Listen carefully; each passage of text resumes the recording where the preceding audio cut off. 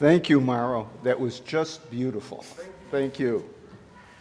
Welcome, everybody, to this Sunday service of the Unitarian Universalist Fellowship of San Miguel de Allende. My name is Gary Belkin, and I will be your service leader today. I am a member of the Board of Directors. I serve as the treasurer of the fellowship, and I am also a member of the Sunday Service Committee.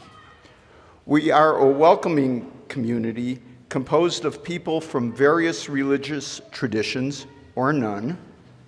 We welcome people from varying cultural backgrounds, gender identity, and sexual orientation. You are all welcome here. Today's service is a celebration of pride, and we are proud to have Mauro Ledesma as our pianist and Morganna Love as our vocalist. Thank you both for being here. We will hear reflections from several members of our fellowship. First, Jurgen Ahlers will talk about the meaning of pride. Second, Hugh Tomlinson will tell us about his experiences coming out in the 70s. And lastly, my husband Ed Tuder and I will reflect on some of our life experiences and our concerns for the future of gay rights. Now I have a few announcements. First, we are thrilled to announce that our own Diana Amaya's brother, she told me how to pronounce it, Ángel Amaya, and his wife, Erica Pimentel, are our newest UUF SMA members.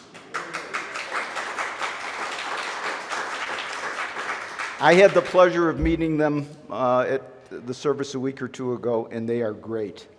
They live in Guerrero and anticipate Zooming regularly and attending live services monthly. Ángel and Erica are both techies and very interested in volunteering. We like that. Erica is also signing on for the newest women's group. And here they are. We have a screenshot of Ángel and Erica. Please welcome them via email. Their addresses are posted in the chat box. Ángel's email is ashel.amaya, A-M-A-Y-A, @gmail.com, and Erica's email is P like Peter, IMEN.GARC @gmail.com. Welcome, both of you. Thank you. Now we have a reminder from our COVID task force. If you have just returned from a trip, you may have been exposed to COVID while traveling. Even if you have no symptoms, you could be infectious. So the CDC advises that you get tested 3 to 5 days after you arrive home. And if you develop any symptoms, isolate yourselves and get tested right away. In addition, the task force suggests that you limit your personal interactions until you know your test is negative. This is a respectful step to protect your friends and neighbors. After the service, those on Zoom are invited to stay connected and visit with others in the main room for a discussion. Tom Rosiello will be participating in the Zoom discussion.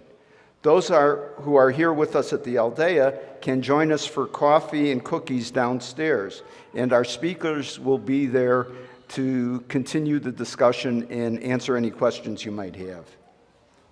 Now, if we have any visitors here, would you please stand so that we can see who you are and personally greet you at coffee hour after the service? Anybody? Any visitors? Stand. Welcome. Welcome.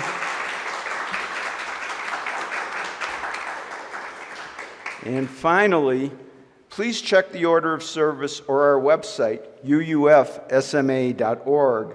to see the various events sponsored by the fellowship and information on how to become a member. Now to Tom.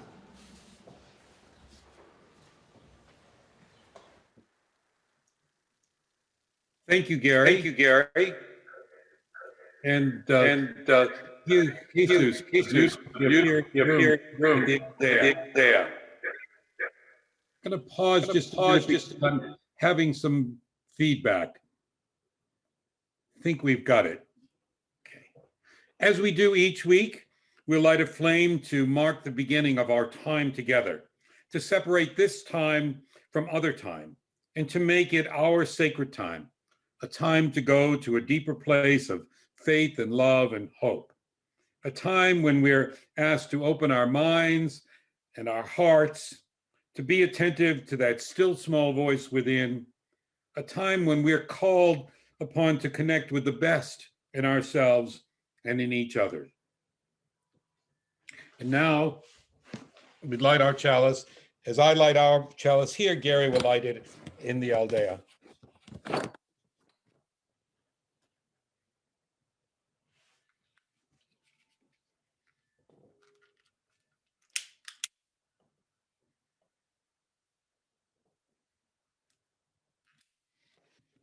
We pray that the flame we now light will burn as a lamp of welcome to all, a beacon of truth, of justice, of love, and of inclusion.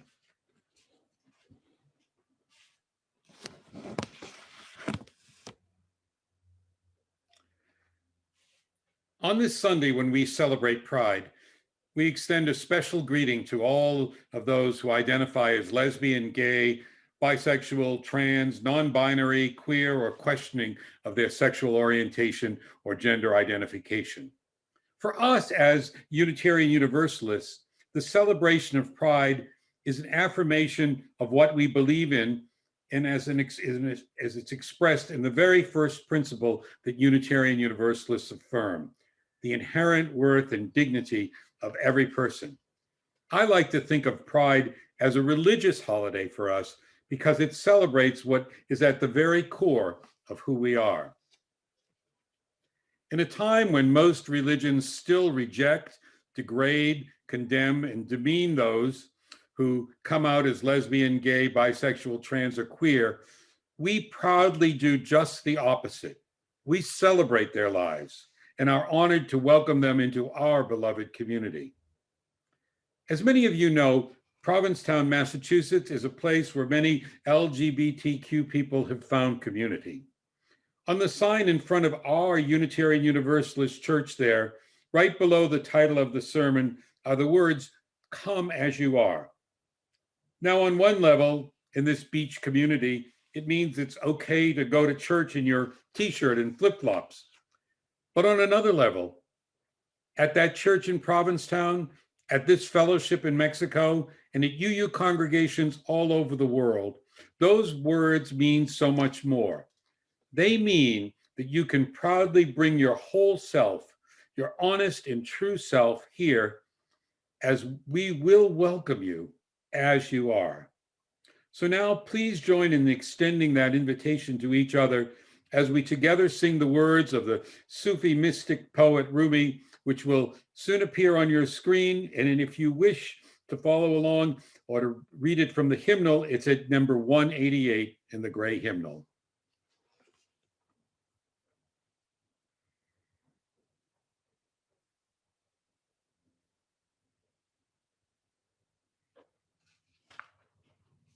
Come, come, whoever you are, wanderer, worshipper, lover of leaving, ours is no caravan of despair.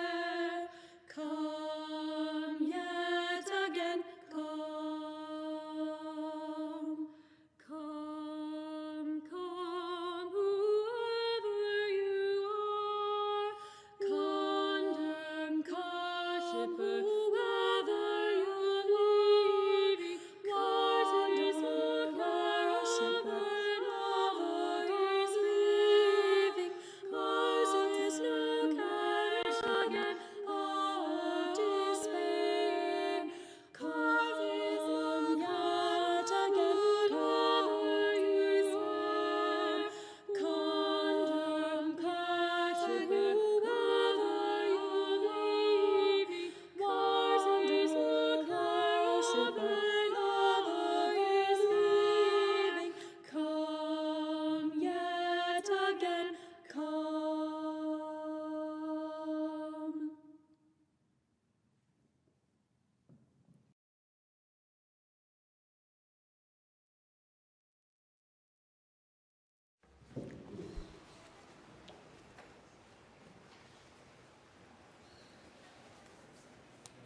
Hello, I'm Hugh Tomlinson, and I invite you to all join together in reciting the fellowship's unique covenant, first in English by me, and then with my husband, Jesús Felix Castillo Salinas, in Spanish.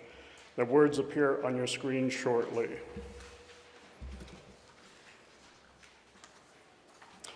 We respect the interdependent web of life and work for a just and peaceful world.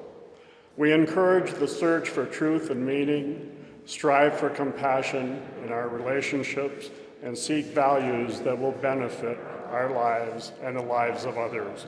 This is our covenant. Respetamos todos los estilos de vida dentro de su red interdependiente y trabajamos por un mundo justo y pacífico. Alentamos la búsqueda de la verdad y la comprensión total. Nos esforzamos por mantener compasión en nuestras relaciones y buscamos valores que beneficien nuestras vidas y las vidas de los demás. Este es nuestro convenio.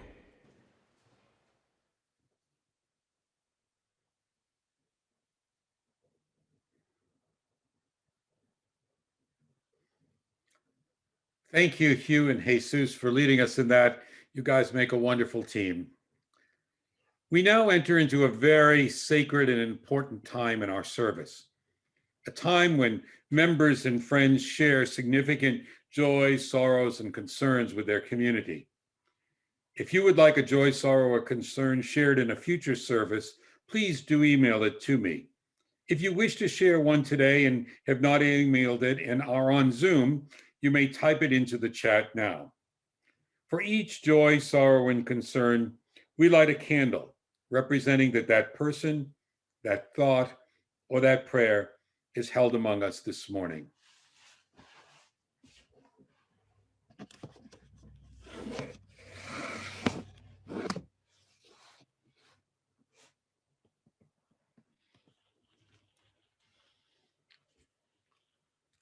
Our first candle is one of good wishes for Wyman Rousseau and Maya Williams, who will be heading to the States this week to attend their niece's graduation and for some medical care.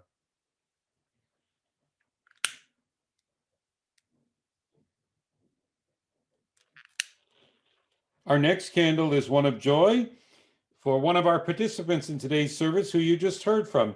Hugh Tomlinson is celebrating his birthday.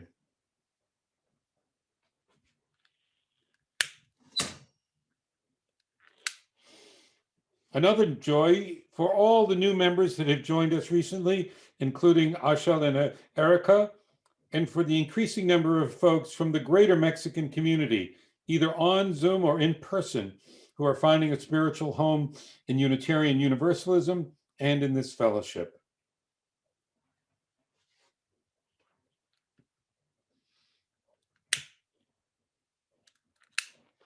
Once again, we light a candle in memory of all those who've died from gun violence and in support of all those who grieve their loss. We know sympathy is not enough, and we resolve to do all we can to work for a real solution to this horrible crisis.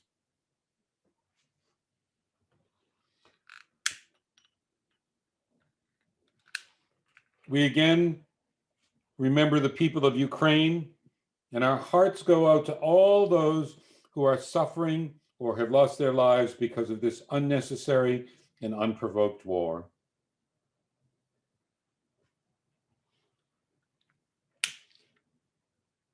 This is a candle of concern and get well wishes for Gail Sherman, who was diagnosed with COVID this week, and Amy Chadwell, who's also not feeling well.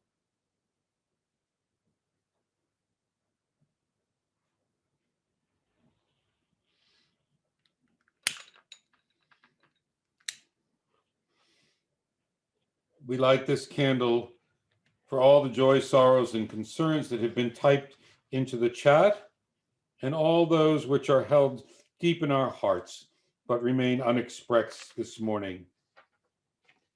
Finally, we'll light the rest of the candles to complete the rainbow of color for this Pride Sunday. We do so with gratitude to those who fought and advanced the rights of LGBTQ people.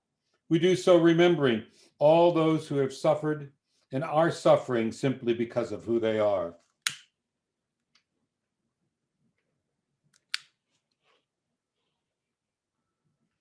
We hold in our hearts everyone who's struggled because society has made it so difficult to simply be who they are and to be able to express their love openly. We hold in our hearts all those who have been and are still victims of LGBTQ discrimination and of the many laws that are still being passed to deny equal rights in all areas. We hold in our hearts all those who have been and sadly still are victims of homophobia, transphobia, and hate, bullying, and violence, even murder. We hold in our hearts those suffering the pain of rejection by family, friends, and church for being honest about who they are.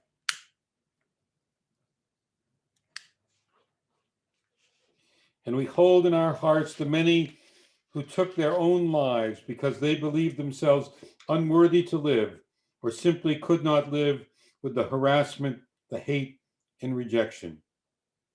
We remember all those who died of AIDS, and for all LGBTQ people denied the medical care they need because of who they are. We pause now for a moment to bring them all into our hearts and hold them.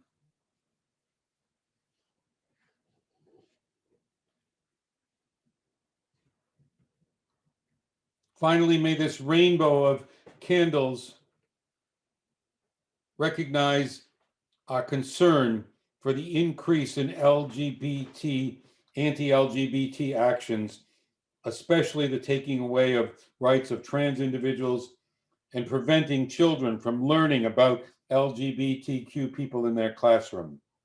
This rainbow of candles is also one of hope for the future. Hope that the next generation of LGBTQ folks and the generations after will not face the challenges that those LGBT folks of our generation and before have. Our message to them is expressed in a beautiful song written by UU minister Fred Small and sung by a group called the Flirtations, a gay men's a cappella group that for many of us was indeed the voice of pride for many years. We'll now hear them in a recording at a gay pride celebration over 30 years ago.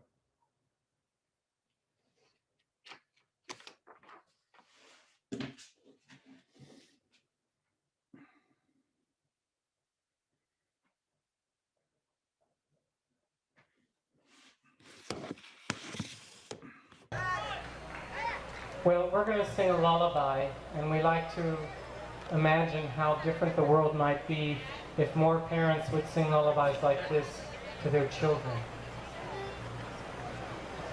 We have cleared off the table, the leftovers saved, washed the dishes, and put them away. I have told you a story and tucked you in tight at the end of your knockabout day. As the moon sets its sail to carry you to sleep over the midnight sea, well, I will sing you a song no one sang to me. May it keep you good company.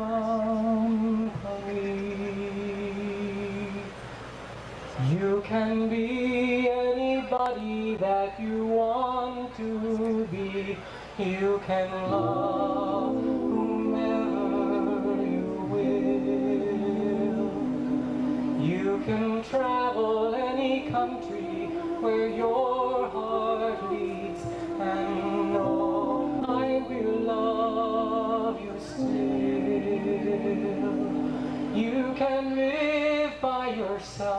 You can gather friends around. You can choose one special one.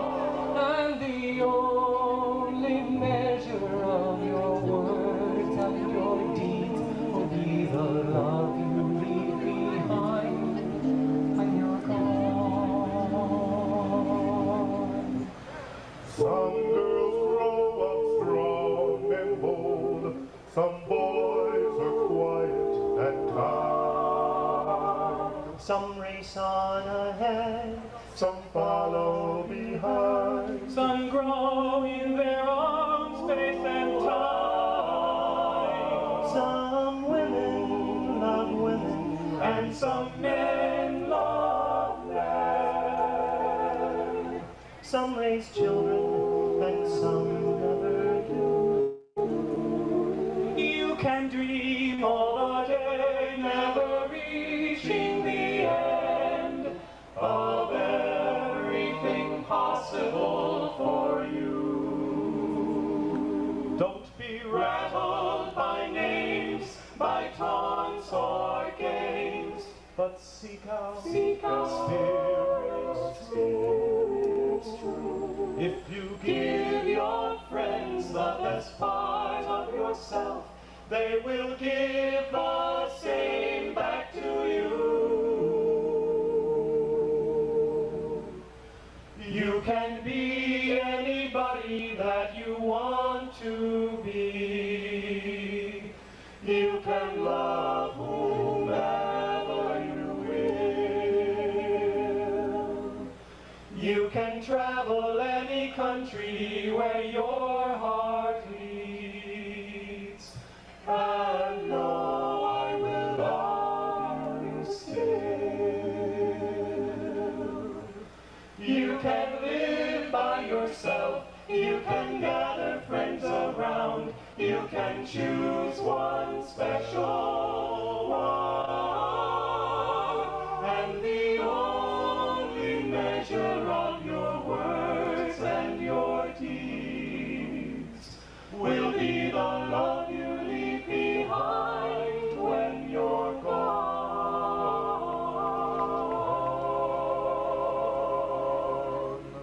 Oh, the Love you leave behind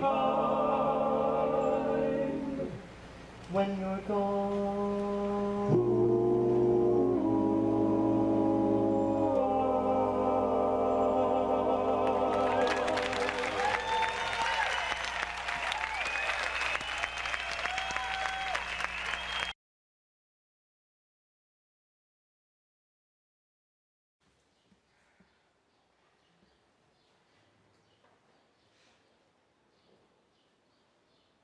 Good morning. My name is Robin Loving, and I'm a proud member of our Social Action Committee, your Social Action Committee.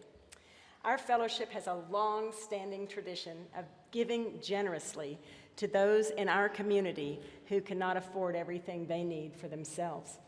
We do this through a very rigorous grant program. There are at least a dozen of us who vet at least a dozen nonprofits in town. And we oversee what they do all year long, ensuring that the things that you put into the basket as it gets passed are very, very well invested in the lives of our fellow countrymen. Today's offering will go to support those people as well as our fellowship and all that we do. And in order to let you know exactly where it's going, I'm going to talk about the organizations and the leaders that you know who are involved in them. And as I do, please raise your hand if you know these people, including you Zoomers at home. I'm going to be watching right here on the monitor. Okay, number one, Apoyo a Gente Emprendedora. Think Ezekiel Mojica, Daniela Franco, Jim Grant, Carol Weicker. I'm seeing some hands raised. They help bootstrap folks out of poverty become financially independent for life. Caminos de Agua, think Dylan Terrell, I'm seeing a big hand over here and some over here, believes that access to safe, healthy drinking water should be a fundamental human right. Casita Linda, think Louise Gilliam, Terry Kavanaugh, and others, builds homes for families who are among the least financially able in all of San Miguel. Centro de Desarrollo Agropecuario, and I didn't say it very well, but thank CEDESA and thank Cliff Duran. It's better known as CEDESA, and it provides autonomy in the rural communities near us. They're so far out, they don't always have drinking water, heat, electricity, gas. I've been in those homes. Some of them are cooking on dirt in their kitchens in an open-air home. Centro Infantil de Los Angeles, think Patricia Palacios and Lee Danaker, provide free, quality daycare as well as preschool education to children in the greatest need in San Miguel. El Charco del Ingenio, think Cesar Arias, of course, protects and preserves the art and science of our natural bioculture through the development of a beautiful botanic garden dedicated to conservation and study of regional plants and the creation of an environmental culture in society. Escuela de Educación Especial, think John Doherty, Cecilia Franco, yep, and Carla Reyes, you've seen her here with her cupcakes, helps deaf children become literate and they're independent and productive so that they can achieve their life goals. Feed the Hungry, think Al Kasurik, Michael Gerber, Tony Adlerbert, Diane Hart, Carol Weicker, yep, I'm seeing some hands, and Howard Gleason, provides the nutrition that disadvantaged children need to grow and to thrive. Fundación de Apoyo Infantil, think Rebecca Langrell, she was their last steward from our team, which is affiliated with Save the Children, helps kids survive and develop and avoid violence and grow up with dignity, equity, and health. Jóvenes Adelante, think Don Krim, Nora Weaver, yes ma'am, Angela Arguelles, is the #1 scholarship organization in all of Mexico. They provide the needful and brightest, the most needful and brightest young people in university education at the best schools, along with what has been proven to be an essential support package: laptops, mentors, counselors, life skills, professional credentials, and a graduate network. Libros para Todos, think Daniela Franco again, yep, there's another good hand in two, launches reading campaigns in elementary schools in rural communities. Mujeres en Cambio, think Dawn Caldwell, Charlotte Bell, Georgianne Johnson, yep, fosters independence, education, and enhanced quality of life for girls from rural underserved villages. Niños con Autismo, think Betsy Davies, wherever you are, Betsy, I know you're watching, gives therapeutic, psychological, cognitive, behavioral, and nutritional support to children with autism so that they may integrate into society.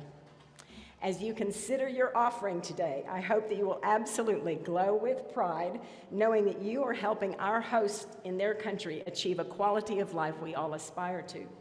You may give when the basket is passed, or go to uufsma.org and share your gifts to continue to make San Miguel the best city in the world.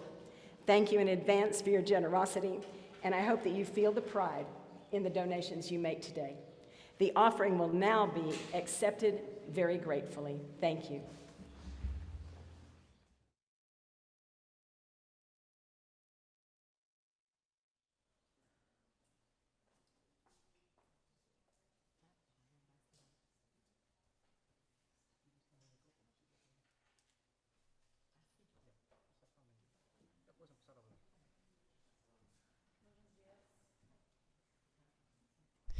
Buenos días.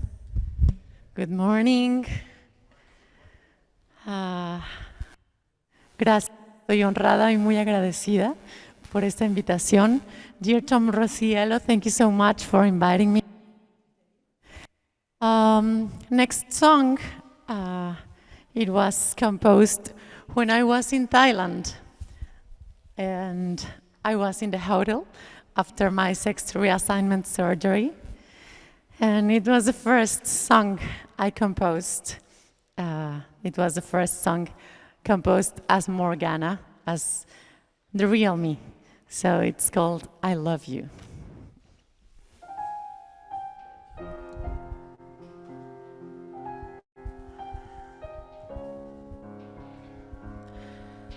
There's an ocean between you and me, 1,000 of languages talking to my ears, and I don't care about the time, don't care about the distance, don't care about we were. I just have one thing to say to you. Don't care about the distance, 'cause I belong to you. Te amo, no importa ya quién soy. Te amo, no importa dónde voy. Te amo, me abriste el corazón. Te amo, rompiste mi ilusión.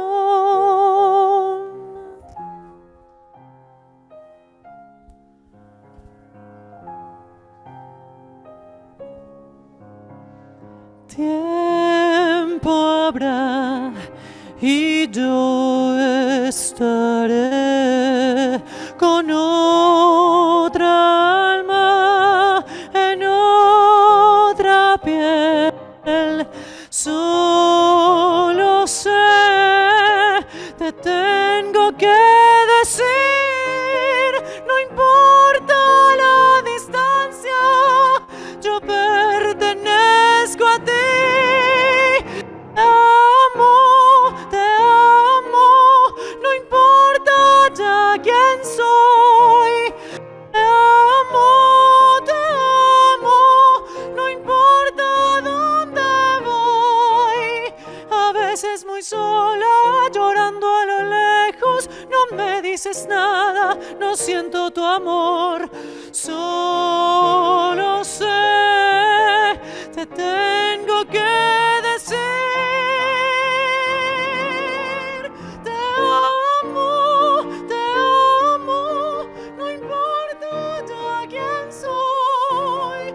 Te amo, no importa dónde voy. Te amo, me abriste el corazón. Te amo, rompiste mi ilusión.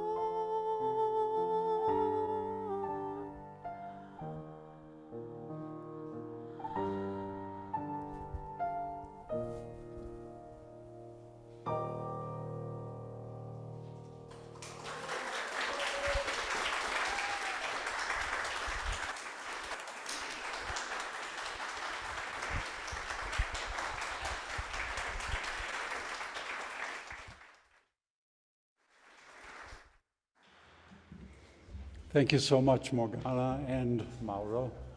Whenever you're with us, your presence and your gifts are deeply appreciated. Thank you. So I've been asked to give a few words or reflections on pride, and perhaps a little bit about my own story. For those of you who know me know that I like to go deep into the roots of the origin of a concept. When I think about the rainbow, and by the way, look at all the magnificent colors that are displayed that Jesús and Hugh beautifully put together. And by the way, I was supposed to wear white.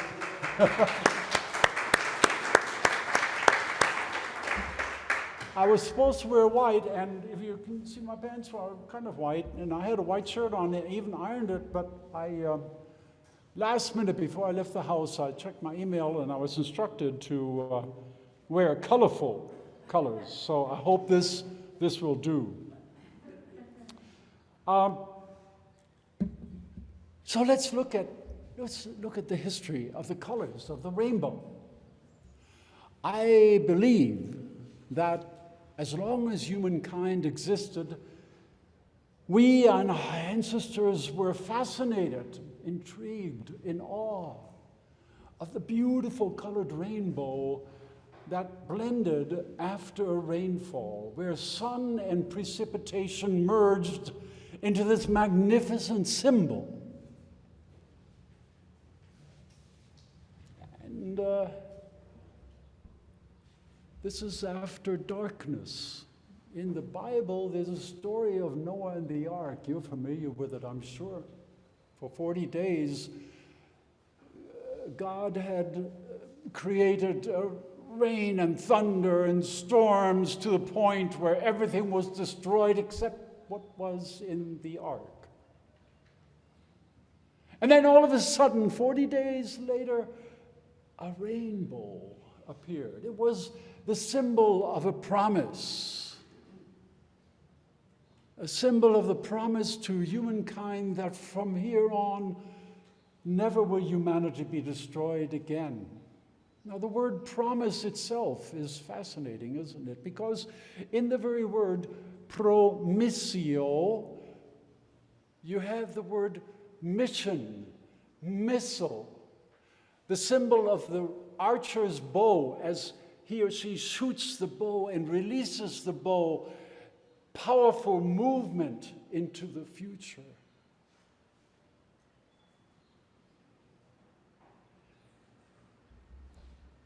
I remember so well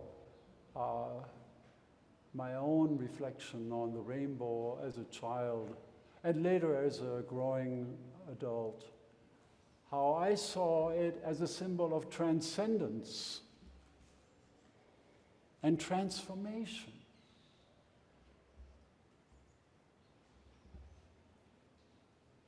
Now, we all do remember Dorothy, don't we? Somewhere over the rainbow. Dorothy, Judy Garland became an icon of the gay movement.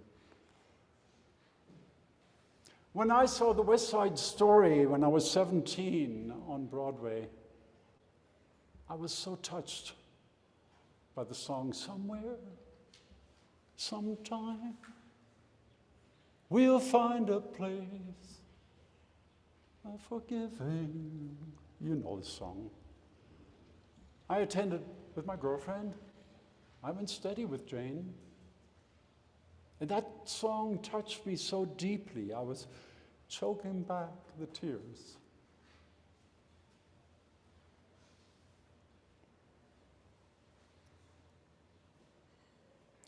Well, the Christian tradition would have pride be one of the 7 deadly sins.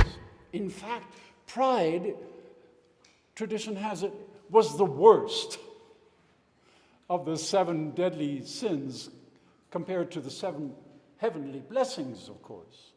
But pride is not that. When we celebrate pride, it is not a deadly sin. On the contrary, it's the opposite. What a wonderful, wonderful color, multicolored, joyful symbol it is. When Harvey Milk was supervisor of the San Francisco City Council, he was organizing a gay pride parade, and he was looking for a symbol, and he got someone to create the rainbow flag. That's the origin of the pride flag. Multicolored, but also the symbol of promise, the symbol of movement into a new future.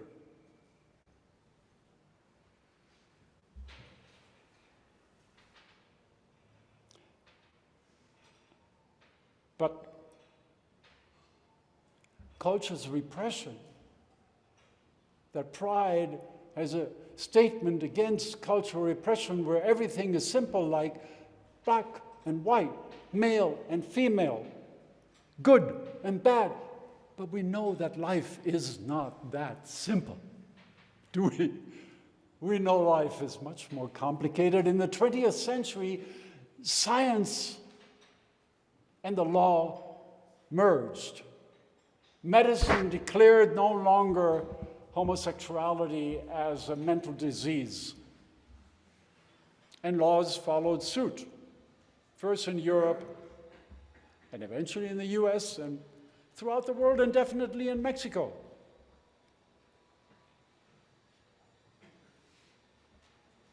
So what is it like to move through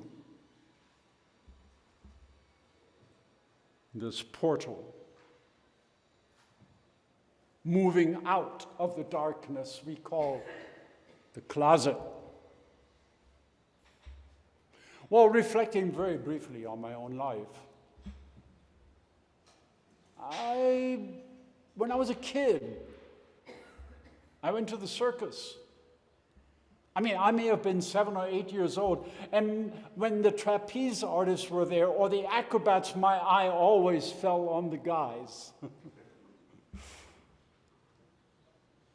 Later, when TV came along, when I looked at dance, and particularly ballet, I was so impressed at the agility and the symmetry of the male form. And that was when I was very young, under 10 years old. I didn't connect it with sexuality at that point.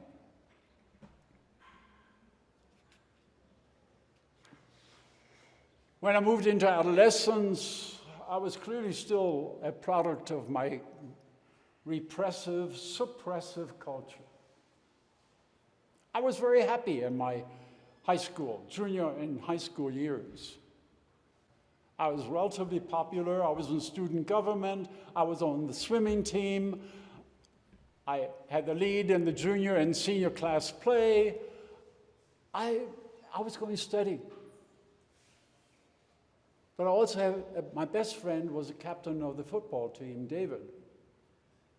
And there was something very special between him and me.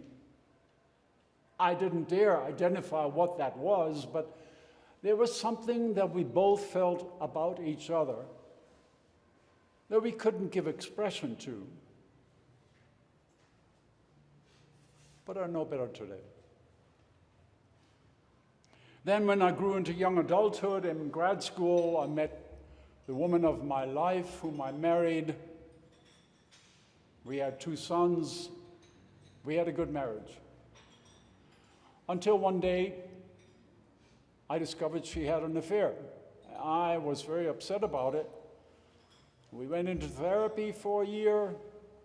The therapist didn't think that's my time. Well, maybe I should give this story at another time.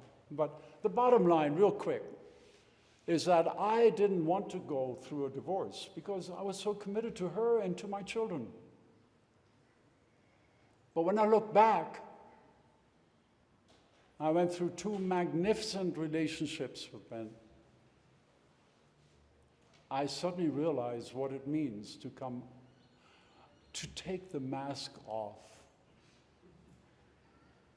to come out of the darkness. And I could live my authentic self. As you know, I have no reservation when I came into this community to say, by the way, I happen to be gay. I don't wear it on my sleeve, no. Why would I? No straight person wears it on the sleeve. I'm straight. But it's good to be open about it, isn't it? It's good to just be yourself. No pretense, no playing around, no role play.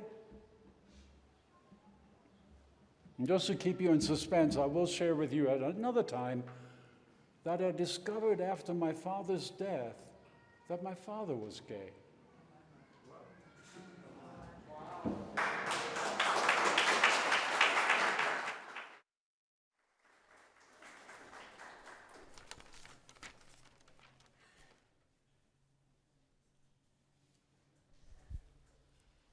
Wow. Thanks for sharing that with us. Freedom feels amazing, isn't it? Next song, it's called Mírame, which means look at me. And it talks about how people look at me and how I would love to tell them, look at me. It's not enough. How do I look? It's the most important is who am I? what am I feeling? And that could be really powerful for telling that to people. Yeah, it was composed for me, for an amazing friend. He lives in Italy right now, but he's Mexican, Ramses Peña. Thank you so much. Thank you so much, Mauro, for making music.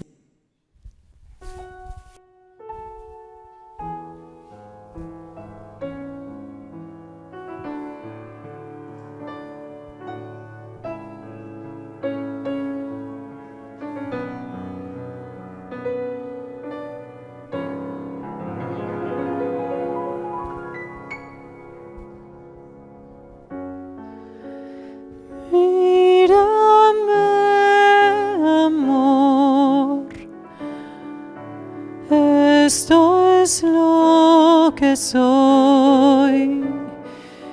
Mira bien.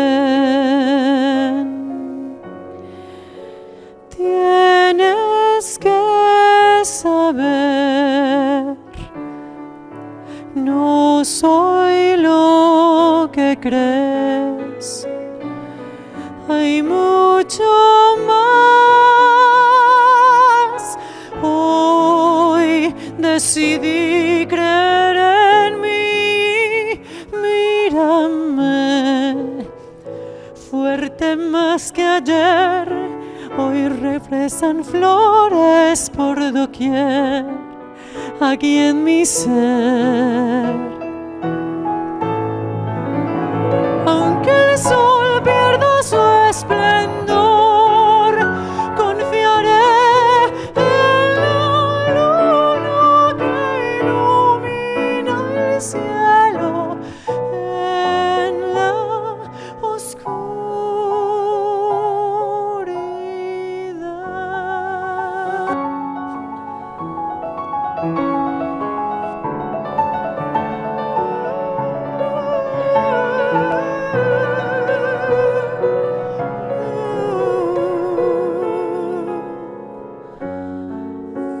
Ahora, ¿qué dirás?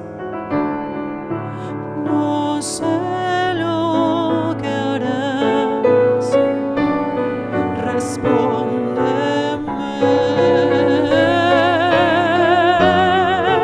Sé que el tiempo es a veces duro y cruel. Escúchame, soy más fuerte de lo que fui. Mírame, y aunque el tiempo me haga envejecer, no lloraré por un disfraz. Y si la luna pierde su luz, sé que habrá mil estrellas alumbrando el cielo en mi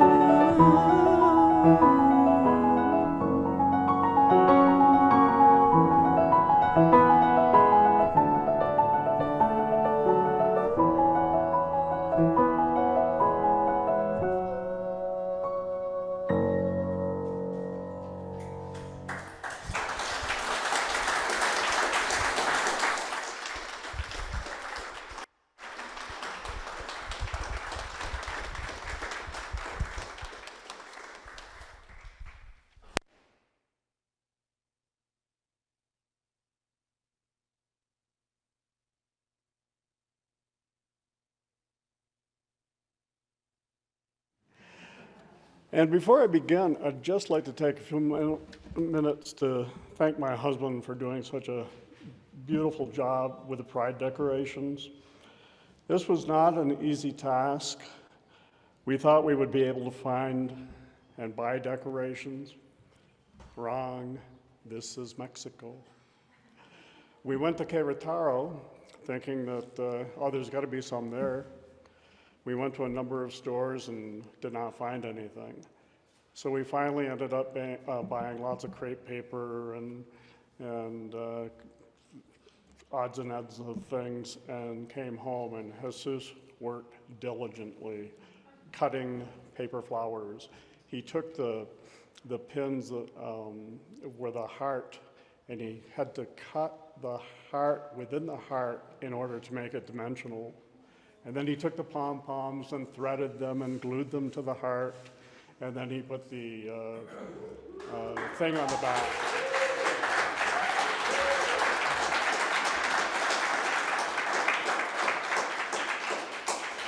Thank you, honey. When I was asked to speak today, I wanted to talk a little bit about growing up in the 50s and 60s as a gay boy and my transcendence into adulthood. I've always been attracted to other males for as long as I can remember. When I was a young boy, I used to play cowboys. I had a cap gun. We played baseball. We had a nice little group of neighborhood guys and gals. But I enjoyed more playing with the girls. I could play jump rope and hopscotch and sing silly little songs with them. And I used to play dress up with the girls. And that should have been a sign of something, but it wasn't until a long time later that I discovered what that was. And my mother allowed that, but she also made sure that I was in my boys' clothes by the time Dad got home, and Dad could not know anything about this. This was our secret. When I was 14 or 15, I remember beginning to have relationships with other boys. Of course, this is when I began to have real secrets, dark, dark secrets that could not be shared with anybody. And they just got bigger and bigger over the next 10 years. I stuffed so much. I learned to hide my feelings. I spoke a couple of weeks ago and said something about being a chameleon. I have been a chameleon for such a big part of my life. There was so much stuffed guilt and no one to talk to about the experience. I was lucky I was not bullied, as I learned to hide myself very, very well. It was not until the mid-70s when I began to come out. I was in Denver, and I was working at the Brown Palace Hotel. Many of the guys I worked with were gay, and they helped me come out.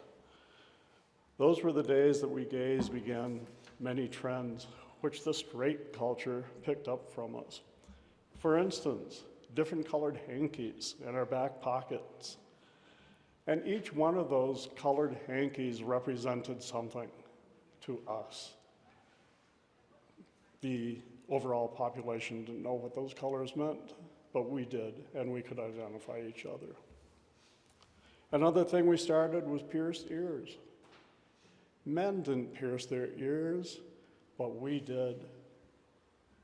And soon thereafter, all the men had to pierce their ears. That was a thing to do. Well, they didn't know what it meant if you had an earring in your left ear or in your right ear.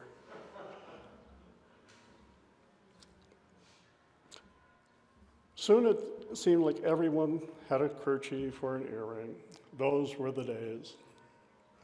In Denver, I was far away from my family and friends from Vermont. It was an exciting time for me as I was being me and having a great time. But at some point, I had to tell my family.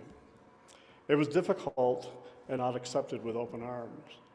My sister, with whom I had a wonderful relationship with, all of a sudden did not want me near my niece and nephew.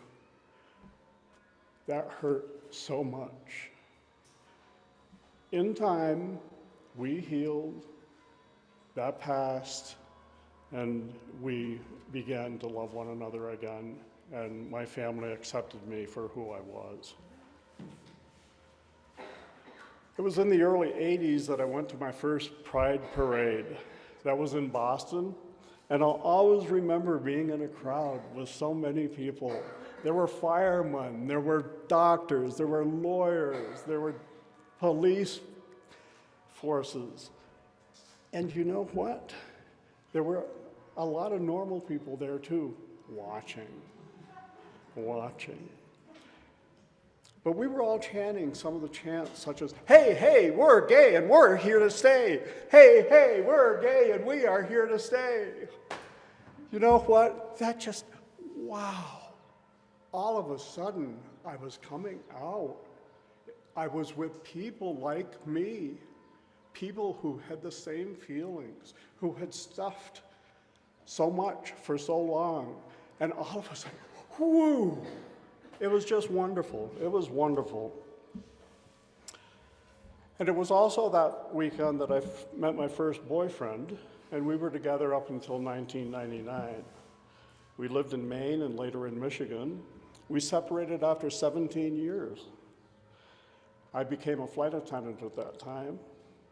I started working with Northwest Airlines. Best company I could ever have selected. Northwest Airlines accepted diversity within their workforce and even gave benefits to same-sex couples. Can you believe that? Wow. I thought, oh my God, I'm a human being. I have rights.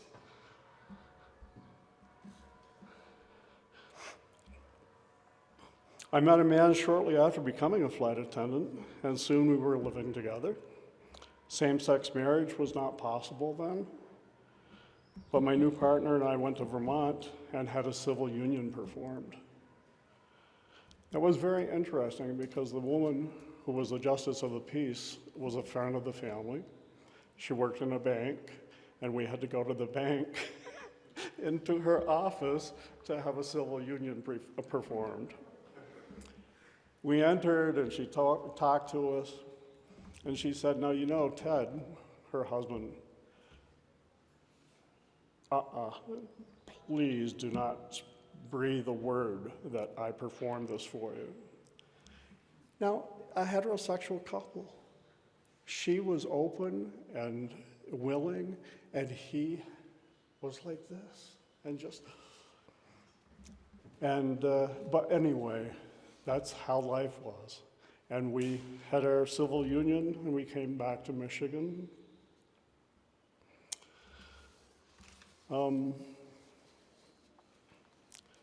But it was interesting because that was such another example of hiding. Everybody hides. Whoops. Everybody hides. And it's so debilitating to have to hide for so long. Anyway, we lived in Jackson, Michigan, and we were very fortunate to discover the UUC of East Liberty. And this was the first church either of us ever felt welcomed as gay men. There was also a local PFLAG group, which we became active with. Unfortunately, I lost Greg to suicide in 2008. But in 2009, I met a very special man. There was a problem, though. I didn't speak Spanish. He didn't speak much English. But we both felt and knew that there was something special between us. Jesús worked very, very hard with his English while I sat back. And our relationship began to grow very, very strong, and we moved in together. There was much talk about same-sex marriages, but not for Michigan. So we ended up going to Jamestown, New York, and in 2013 we were legally married. And finally, the USA passed and acknowledges same-sex marriages. Today we can communicate very well with one another, and our love for one another continues to grow stronger and stronger every day. It is my hopes that today's younger people having a much easier time dealing with their sexuality than I did and many others. I hope that people continue to be more open and understanding and discover that differences are to be celebrated. So I thank very much all the UUCs and UUFs around the world. How wonderful it is not to have to hide and to be able to share life as a human being with rights. Please help us keep it this way. Thank you.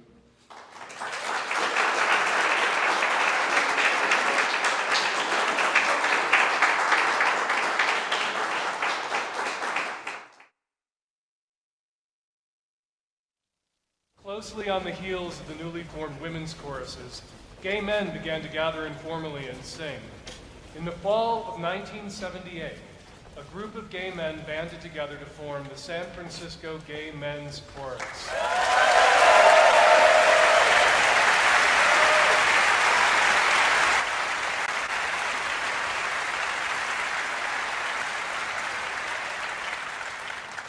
Just a few weeks later, a tragic twist of fate brought them into the international spotlight. On November 27th, San Francisco Mayor George Moscone and supervisor and gay rights activist Harvey Milk were assassinated. In response to this horrific and heartbreaking crime, a candlelight vigil was organized on the steps of San Francisco City Hall, and the men of the Young Chorus gathered for their first impromptu and public performance. Thousands of people flocked to the vigil, and when CNN broadcast the banner San Francisco Gay Men's Chorus to the TV-watching world, the LGBT choral movement took flight. LGBT activist Holly Near penned "Singing for Our Lives" in her car on the way to the candlelight vigil. It was created in honor of Harvey Milk and was sung for the first time by the mourners gathered.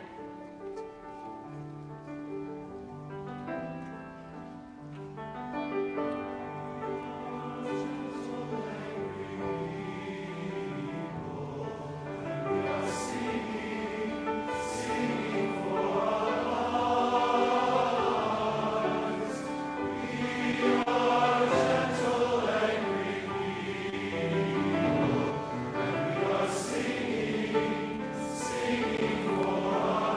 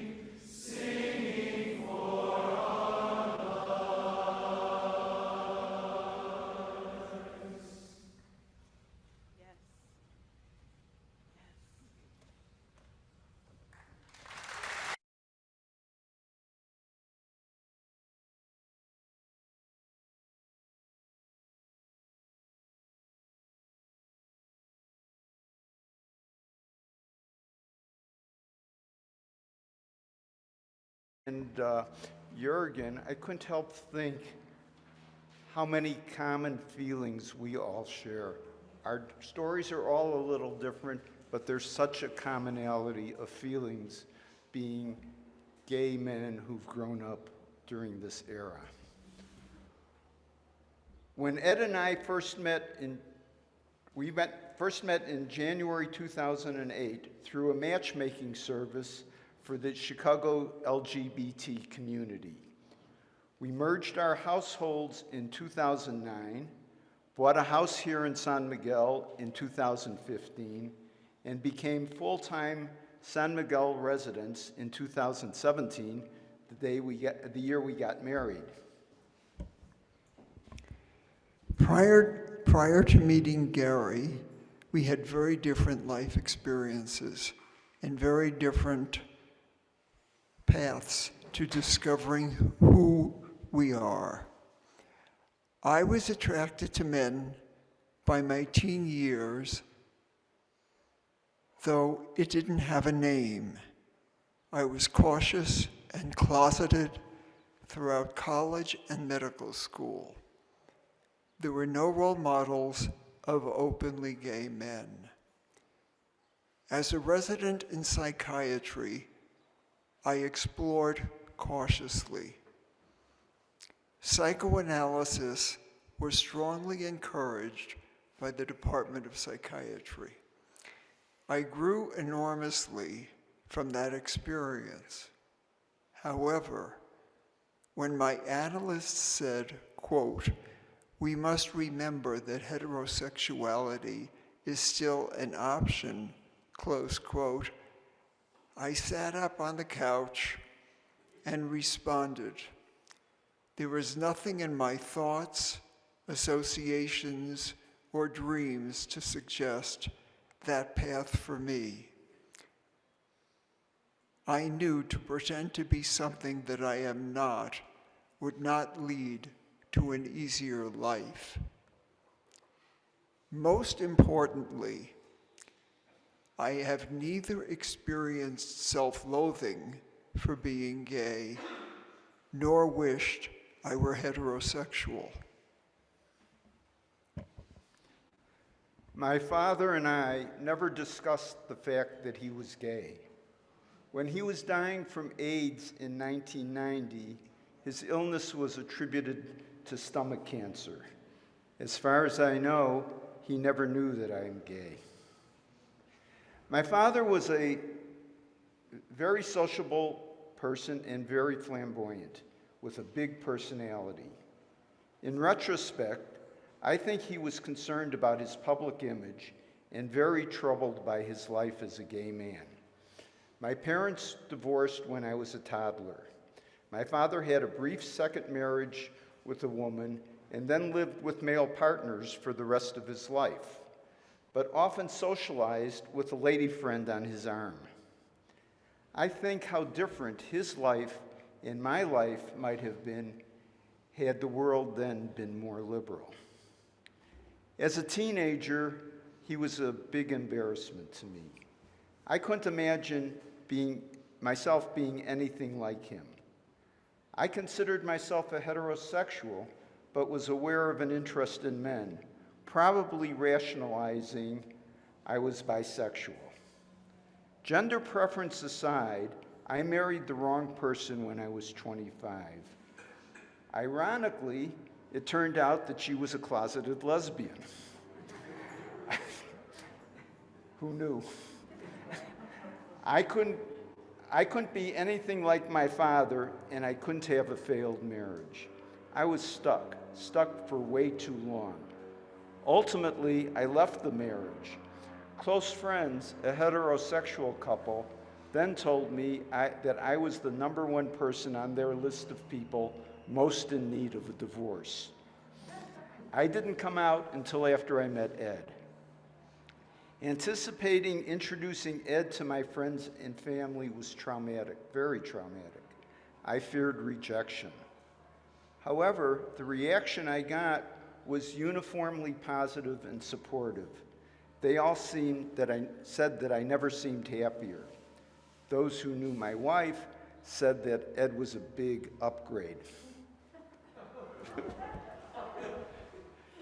Throughout the years, we have seen great strides in human rights, including gay rights.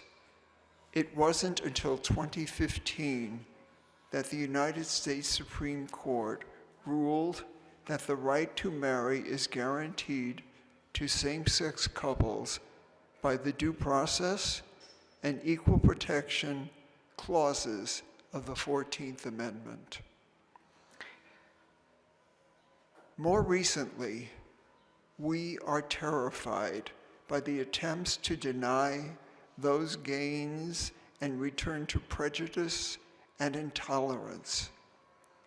We fear that the reasoning of conservative United States Supreme Court justices expected to result in the overturn of Roe versus Wade could next be applied to overturn rights now guaranteed to the LGBTQ community. Similarly, this trend in some states to enact legislation like the recent Don't Say Gay law in Florida is of great concern. When we decided to marry, we wished to be married in our home here in San Miguel. We were cautioned by others here that obtaining a marriage license here would be no easy task. Facing an arduous struggle would have diminished the joy of planning our wedding. We decided to marry in Chicago at City Hall and celebrate our marriage here in San Miguel. When Gary's divorce attorney heard of our plan, she cautioned us against a City Hall marriage because of the risk of having a homophobic judge contaminate our special day. We were married in her office by a friendly judge. Shortly thereafter, our celebration took place with 90 guests in our home. And the benefit is that we celebrate 2 anniversaries each year. We understand that human rights are expanding in Mexico. It is no longer an issue for same-sex couples to marry in San Miguel. The Mexican Supreme Court ruled unanimously in 2021 that penalizing abortion is unconstitutional. The current trend in the United States to turn back the clock to 1850, driven by conservative white men, is horrifying. If men could conceive, abortion rights would never be an issue. That's all.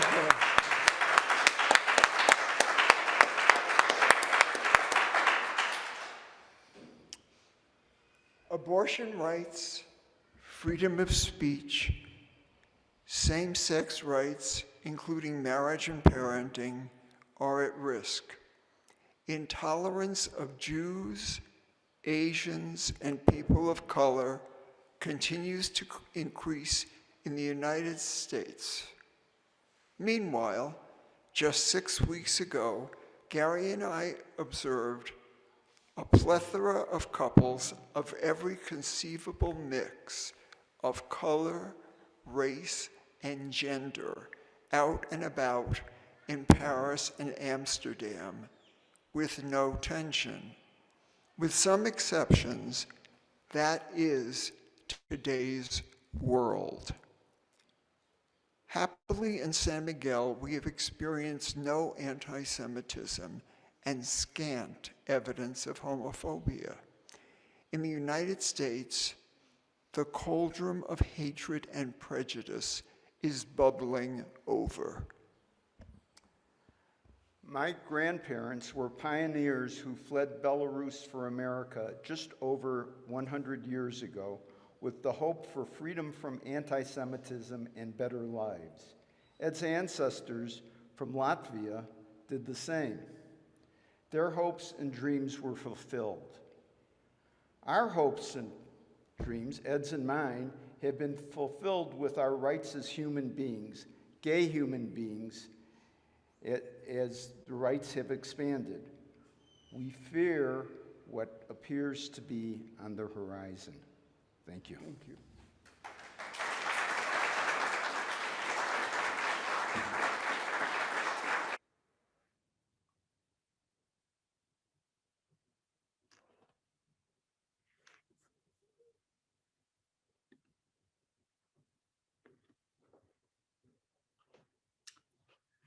Thank you, Jurgen, Hugh, and Gary and Ed, for your honest sharing and moving stories.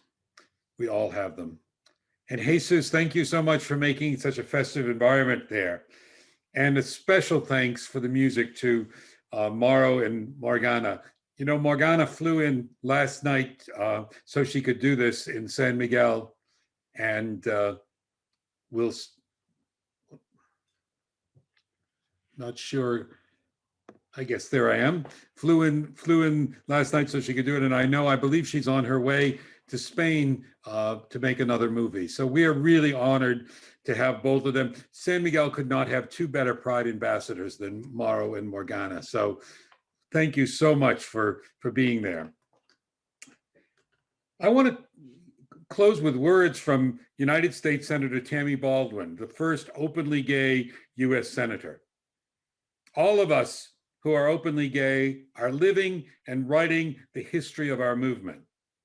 We are no more and no less heroic than the suffragists and abolitionists of the 19th century, the labor organizers, freedom riders, Stonewall demonstrators, and environmentalists of the 20th century.